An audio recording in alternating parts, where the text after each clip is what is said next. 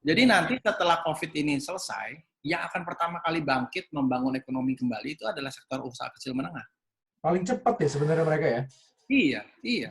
Mereka Mereka nggak pikirin produksi, nggak mikirin supply chain, mereka nggak mikirin tadi vending machine, bla bla bla. Pokoknya iya, udah tinggal gue buka lapak, gue belanja ke pasar, beli daging, beli tusuk sate, bikin bikin bumbu kacang, jualan dah. jualan. Kan saya sering lihat juga acaranya di Metro gitu kan, sering Aduh, keliling thank you. ngobrol-ngobrol dengan berbagai macam brand. Ada retail saya lihat, ada juga yang kuliner, makanan, saus itu juga banyak juga. Dari pengalaman itu apa sih kunci suksesnya brand-brand lokal yang bisa sukses tuh apa sih? Sebenarnya kunci suksesnya ini sederhana sekali sih. Kunci suksesnya adalah bertahan, Hmm. eksis. Hmm. Jadi saya nggak tahu, saya ambil contoh apa ya. Brand itu dalam satu perjalanan hidupnya, dia akan sampai ke satu titik di mana dia akan menjadi sebuah kekuatan, tapi itu cukup untuk membawanya terus bertahan. Contohnya gini, misalnya kalau kita lihat beberapa film Kevin Costner deh dulu ya. Ya. Ini nggak tahu umur kita sama apa enggak nih. Tahu. Lalu Kevin Costner terkenal banget sama film Dances with Wolves, sama apa tuh yang water itu loh. Iya yang orang dia ceritanya hidupnya di air kan? Ya, Waterworld. Waterworld. Oke. Itu dua film yang dibuat di tahun 2000, mungkin sebelum tahun 2000 ya, yang membuat namanya gede gitu.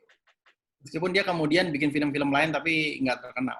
Tapi dia dapat momentum itu. Dia dapat satu momentum dari setiap perjalanan sebuah brand. Dia dapat momentum di dua film itu dan dia terkenal. Ini sama seperti kita suka dengar ada penyanyi hebat gitu, yang sebenarnya yang bikin album terus tapi yang diingat cuma lagu itu aja. Misalnya taruhlah ada grup musik namanya Kuburan yang lupa Iya, iya. lupa namanya gitu ya. Iya. Cuman satu lagu lah dulu. Tapi dia dapat momentum itu. Dan dia selamat gitu. Nah, dalam konteks brand juga sama. Selama dia bisa bertahan, eksis, maka saat dia jatuh bangun itu konsumen nggak ada yang tahu. Kita kan nggak pernah tahu laporan keuangannya dia kan. Yang kita tahu sampai hari ini teh botol masih ada, masih berjualan. Meskipun sekarang mungkin udah babak belur, dihajar sama teh pucuk atau lain-lain gitu ya. Tapi mereka bertahan. Dan ketika mereka bertahan, anginnya, gelombangnya bisa berubah. Suatu saat nanti mereka naik lagi. Jadi ketika sebuah brand ditimpa sana-sini, tapi masih bertahan, terus naik turun, dan akhirnya bisa survive, disitulah respect seseorang terhadap brand itu. Gitu. Kita bisa bilang, Kalau saya lihat berarti brand ini mirip kayak orang juga ya. Tadi Mas bilang kan kayak manusia yang terus berkembang. Jadi sekarang saya ngeliatnya gini. Karena kita kan juga dalam hari ini kan mengalami naik turun juga kan orang. Ada cobaan, ada tantangan. Tinggal bagaimana kita tetap istilahnya tetap tawakal, tetap coba terus, nggak menyerah.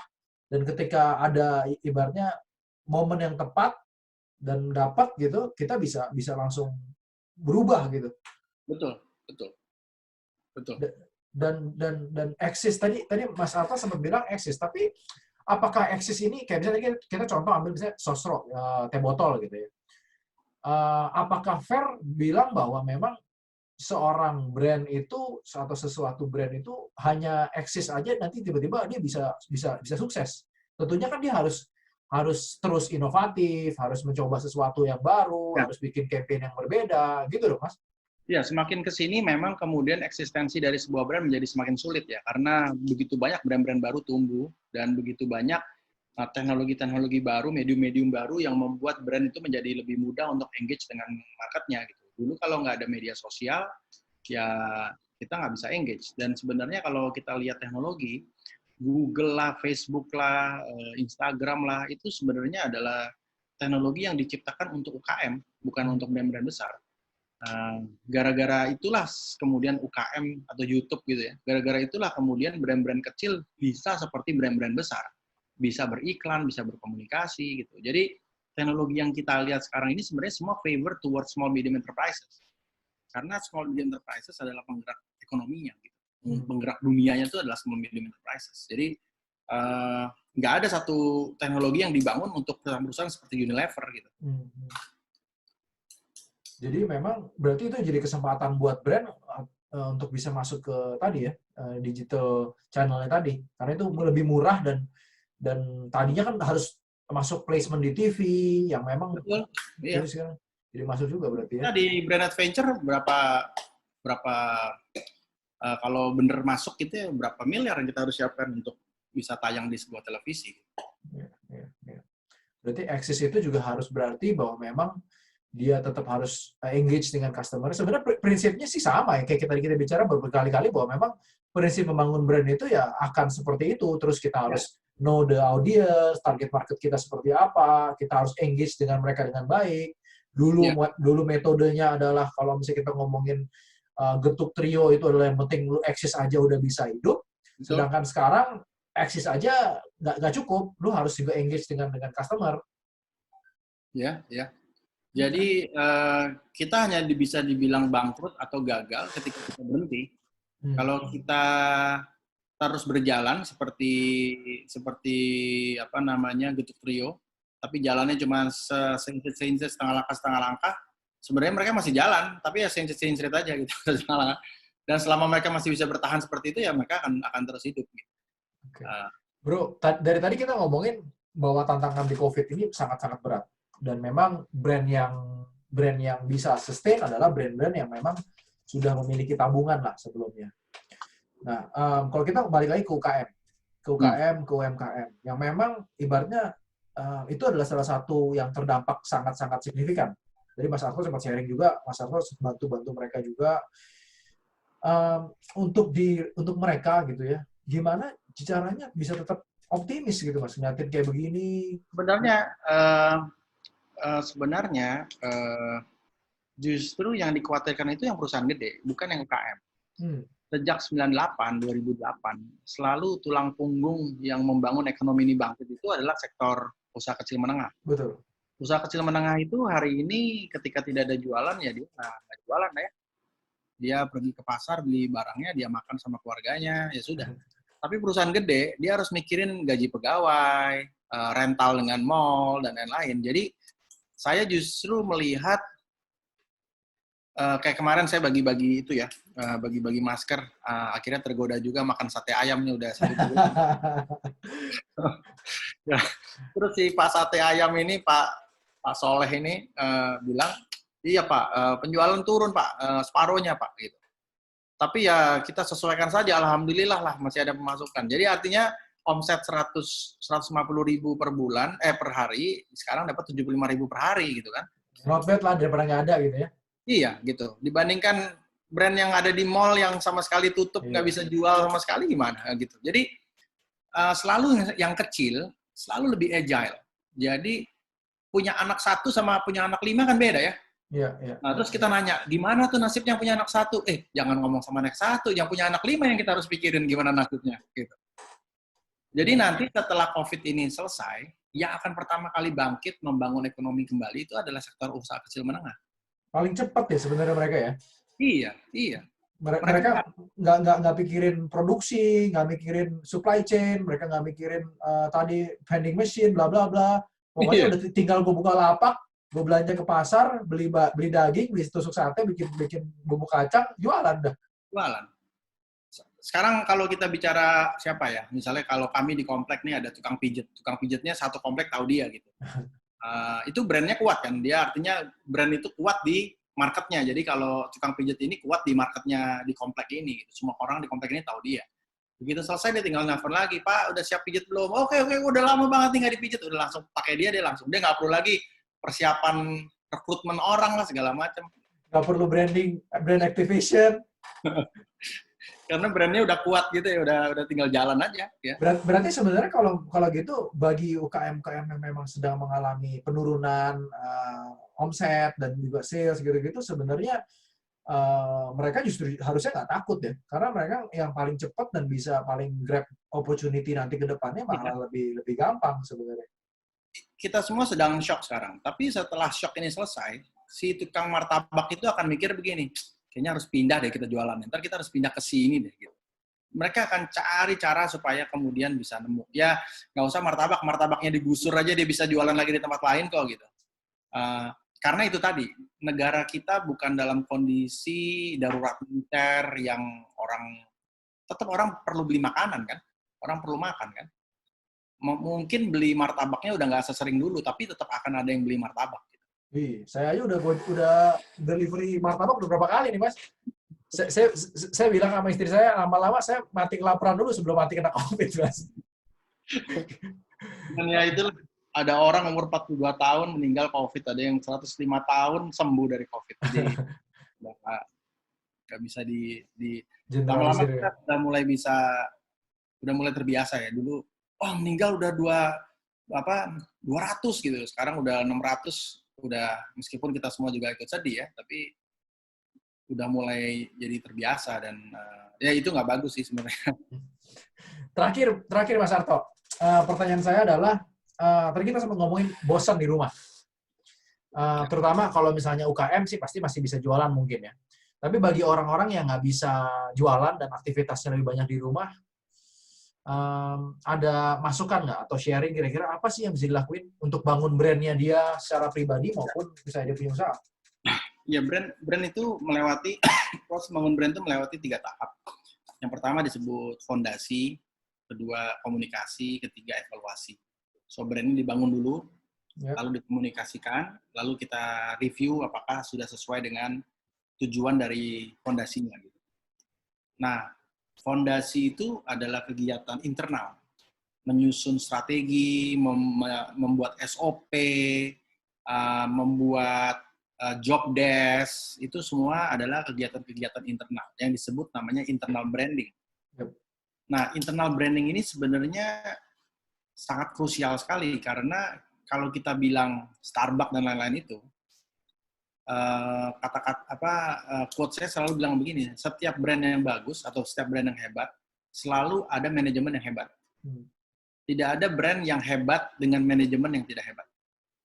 Jadi brand itu ujung-ujungnya soal manajemen, brand manajemen, bagaimana kita memanage brand kita dengan benar. Jadi di masa-masa seperti ini sebenarnya adalah masa yang sangat tepat untuk kita merapikan internal brand kita. Yang selama ini tidak pernah kita perhatikan karena kita sibuk kerja, sibuk jualan, sibuk eksternal, sibuk bikin promo, bikin event, bikin seminar, tapi kita nggak pernah mikirin internal brand kita. Nah, kita punya waktu 2-3 bulan untuk memikirkan internal brand kita. Bahkan mungkin lebih detail lagi kita bisa memikirkan ulang strategi marketing kita, strategi sales kita nanti setelah COVID ini selesai. Karena yang terjadi nanti setelah COVID ini berakhir adalah semua akan berlari sangat kencang untuk mengejar ketertinggalan yang ada di bulan-bulan kemarin. Nah, kalau pada saat itu kita baru mulai mempersiapkan, ya udah kita ditampar 2 kali, udah kena COVID, dikasih ditampar lagi yang lain. Ketinggalannya 2 kali berarti ya? Betul. Mungkin kehilangan pasar dan lain-lain karena kita tidak cukup agile untuk berubah gitu. Misalnya kemudian mulai memikirkan ke depan itu akan banyak delivery, berarti kita harus sudah mulai siap invest produk-produk yang basisnya delivery. Kita harus sudah mulai cari kemasan-kemasan yang sifatnya delivery. Kita sudah mulai harus co-branding dengan brand-brand yang punya market yang sama dengan kita, sehingga dia jualan minuman, kita jualan makanan. So, kita kerjasama bareng, bikin paket bersama untuk nyasar market yang sama gitu. Nah, hal-hal seperti itu kan perlu nelpon orang, bro, minuman lo digabung sama masakan gue ya, nanti kita jualan bareng ya, gitu-gitu. Nah, itu kan perlu koordinasi dan lain-lain. Jadi, lupakan nge-push iklan sekarang, lupakan ngemaksa orang beli sepatu kita, beli baju kita, gitu. Nggak akan ada yang mau beli, gitu. Kecuali memang kemudian itu ada beberapa strategi ya, yang memang dilakukan. Kayak kemarin ada mobil dari Inggris, MD atau MG gitu ya, launching kan gitu. Suzuki Ignis juga ngeluarin model baru di launching. Mungkin mereka pikir, wah ini lagi pada tiarap, lagi pada nggak ada yang launching, gue launchingin aja nih. Jadi semua orang jadi tahu kan gitu. Tapi nggak necessary tujuan mereka untuk sales, tapi tujuan mereka untuk menentukan bahwa, hey, there is a new kid on the block yang baru luncur loh, dan nanti kalau udah beres, udah COVID udah selesai, kalian lihat ya gitu. So, mungkin momentumnya mereka mau launching, ingin mengintroduce the brand to the market, dan itu saat yang tepat buat mereka karena brand-brand lain lagi tidak meluncurkan apa-apa kan.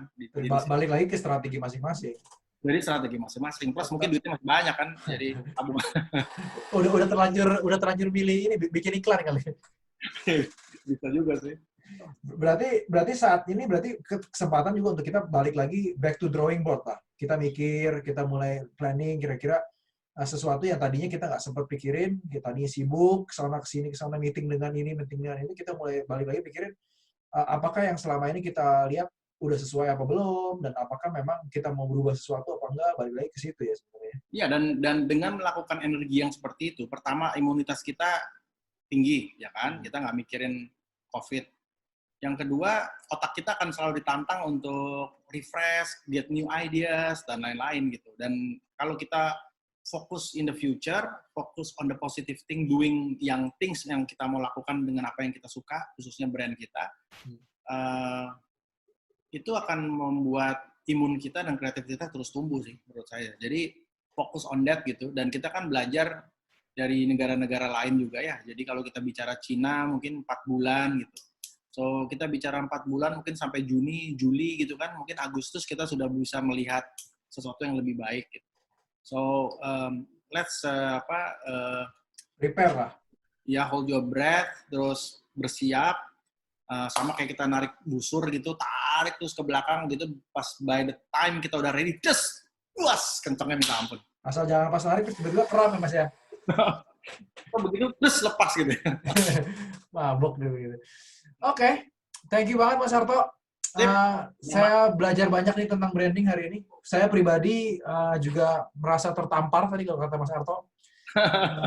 Branding itu bukan sesuatu yang jadi prioritas, terutama orang-orang operational kayak saya. Itu jadi PR kita bersama, dan juga buat UKM-UKM Indonesia, bisa jadi mereka memikirkan saat ini kira-kira apa sih yang harus dilakukan. Entah itu tukang sate tadi, yang tentunya tetap operationnya berjalan, tapi tetap mungkin berkurang. Mungkin juga dia harus memikirkan tukang satenya mau dibikin sate kayak apa. Entah itu kacang mete, kacang tanah, kacang kedelai, bebas terserah. Tapi bagaimana dia bisa membuat brand yang berbeda ke depannya. Yeah. Ada pepatah Cina atau bukan, saya nggak tahu. Hidup adalah sebatas 3 piring nasi. Jadi kalau kita bisa ngitung 1 piring nasi itu 10.000, 15.000 kali 3 berarti 50.000. Dengan 50.000 sebenarnya kita udah bisa hidup nih sebenarnya. Cuma kita mau lebih banyak aja kan. Tapi kalau bicara hanya bertahan, selama kita punya 50.000 setiap hari dapat gitu ya, logika sederhananya, dikali 4 orang anggota keluarga kita 200.000 gitu. Selama kita bisa fokus dapat 200.000 itu dari tabungan kita atau dari orang lain, maka kita bisa perkirakan di berapa tahun kita bisa bertahan gitu kira-kira. Iya. Dan satu hal yang saya pelajari juga pada saat ini, sebenarnya kalau orang mau komplain, ya bisa mengkomplain, tapi coba juga saya lihat, karena saya melihat banyak, karena ada rekan-rekan saya juga yang keluarganya terkena COVID juga gitu ya. Dan saya mau komplain juga jadinya mikir, karena mau komplain apa? Ya memang bisnis slow gitu ya, operation terganggu, tapi semua keluarga saya yang saya tahu sehat semua gitu, dan itu patut untuk kita syukuri, bukan untuk kita komplainkan gitu kan. Betul banget. Kemarin di post saya, di beberapa posting terakhir di Instagram, saya bilang, saya tulis quote di situ, sekarang kita tahu bahwa uang bukanlah segalanya. Mantap bro. Thank you Mas Harto. Mudah-mudahan nanti setelah COVID kita bisa ngobrol-ngobrol lebih lanjut, bisa belajar lebih banyak lagi, bisa keliling-keliling bareng. Iya, kita riding bareng ya. Wes, boleh. Saya naik sepeda aja Mas. Saya naik sepeda aja. Oke. Thank you Mas Harto. Sampai jumpa. Sama-sama Renard, udah diundang. Kapan-kapan kita bisa kopi darat, dan tetap semangat, terus berproses, jangan pernah menyerah, karena kita adalah makhluk yang paling mudah untuk beradaptasi. Siap. Terima kasih.